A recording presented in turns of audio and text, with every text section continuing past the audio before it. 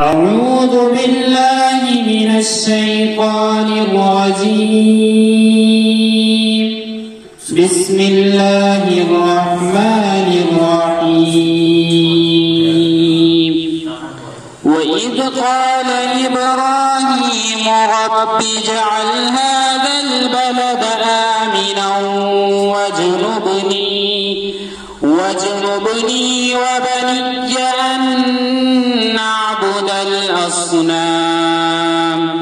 رب إنهن أضللن كثيرا من الناس فمن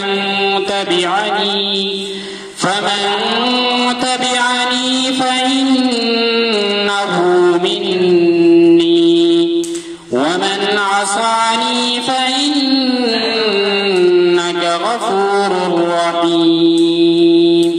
ربنا إني أسكنت من ذريتي بباب غير ذي زرع عند بيتك المحرم ربنا ليقيموا الصلاة فاجعل أفئدة من الناس تهوي إليهم وارزقهم من الثمرات لعلهم يشكرون.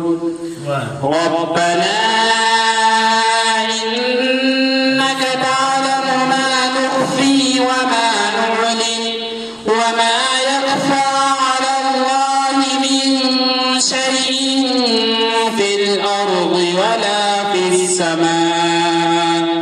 الحمد لله الذي وهب لي على الكبر إسماعيل وإسحاق إن ربي لسميع الدعاء. رب اجعلني مقيم الصلاة ومن ذريتي ربنا وتقبل دعاء. ربنا اغفر لي ولوالدي وللمؤمنين